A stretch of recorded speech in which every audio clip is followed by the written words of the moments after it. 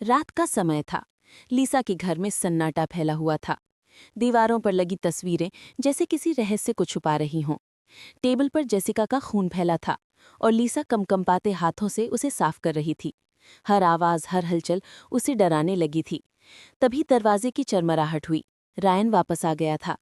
लीसा ने जल्दी से खून साफ किया और खुद को संभालते हुए बोली, रायन, तुम इतनी जल्दी लौट आए? रायन ने शक भरी नजरों से इधर उधर देखा। उसे महसूस हुआ इस घर में कुछ तो गड़बड़ है।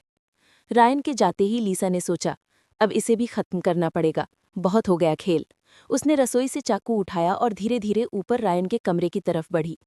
लेकिन तभी मोबाइल की घंटी बजी। रायन के दोस्त का मैसेज, भाई तू ठीक है ना? तू लीसा के घर गया था ना? अगर तू गायब हुआ तो पुलिस को बता दूंगा। ये मैसेज देखकर लीसा एकदम ठिठक गई। अगर रायन मरा तो पुलिस सीधा उसी तक पहुंच जाएगी। उसने चाकू नीचे रखा और एक नया प्लान बनाया। लीसा ने सोफी के सोशल मीडिया अकाउंट में लॉगिन किया। एक फोटो पोस्ट की, मिलिए मेरे नए बॉयफ्रेंड से। फोटो में रायन की जगह किसी अजनबी लड़के का चेहरा था।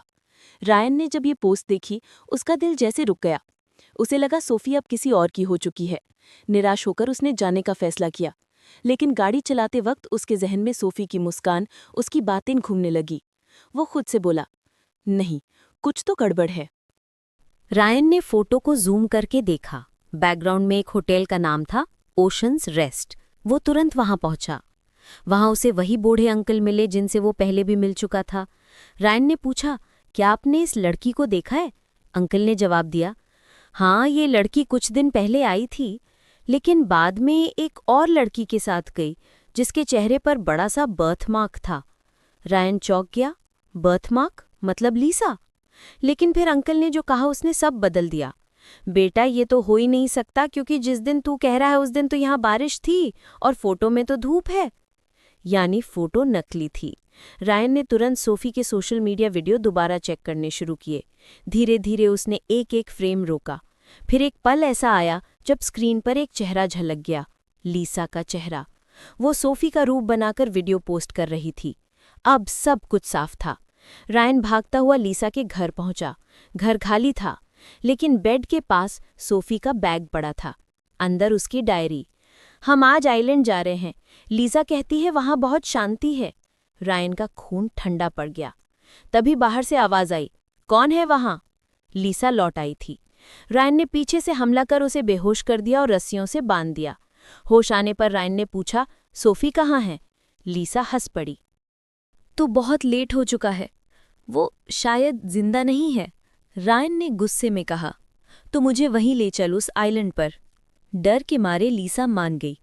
रात का अंधेरा और तूफानी लहरें। बोट में दोनों बैठे थे। रायन का चेहरा गुस्से से लाल और लीसा का चेहरा डर से सफ़ेद। जैसे ही बोट चली, लीसा ने एक पल के लिए रायन की तरफ देखा और अचानक धक्का दे दिया। रायन पानी में गिर पड़ा। उसे तैरना नहीं आता था। वो तड़पता रहा और फिर लहरों में गायब हो गया। लीसा बोट चलाते हुए आइलैंड की ओर निकल पड़ी। अब उसे खुद देखना था कि सोफी सच में जिंदा है या नहीं। आइलैंड पर उतरते ही उसे पेड़ के तने पर खरोंचे दिखीं। Help me, Sophie. लीसा का चेहरा डर से जम गया। वो बड़बड़ाने लगी, नहीं, ये नहीं हो सकता। उसने एक फावड़ा उठाया और जंगल में जाने लगी। चारों ओर अंधेरा, कीड़ों की आवाजें और समुद्र की गूंज। अचानक पीछे से आवाज आई, लीसा। वो घूमी और सोफी सामने थी। गंदे कपड़े, घायल चेहरा, लेकिन आंखों में आग। सोफी ने बिना कुछ बोले उस पर हमला कर दिया। दोनों की जबरदस्त लड़ाई हुई। फावड़ा, पत्थर और चीखे, जंगल गूंज उठा। आखिरकार सोफी ने लीसा को जमीन पर गिरा दिया। वो चाकू उसके गले पर रखती है, लेकिन फिर रुक जाती है। वो बोली, मैं तेरी तरह नहीं बनूंगी लीसा। तू मुझे मौत के हवाले छोड़ गई थी, लेकिन मैं तुझे जिंदा छोड़ रही हूं ताकि तू हर पल मरती रहे। सोफी ने उसे वहीं बांधकर अकेला छोड़कर बोट की तरफ चल दी। सुबह का सूरज उग चुका था। सोफी समंदर में बोट चलाते हुए दूर निकल रही थी।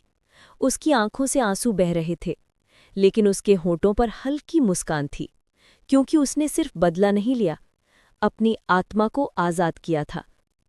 पीछे आइलैंड पर लीसा की चीखें धीरे धीरे लहरों में खो गईं।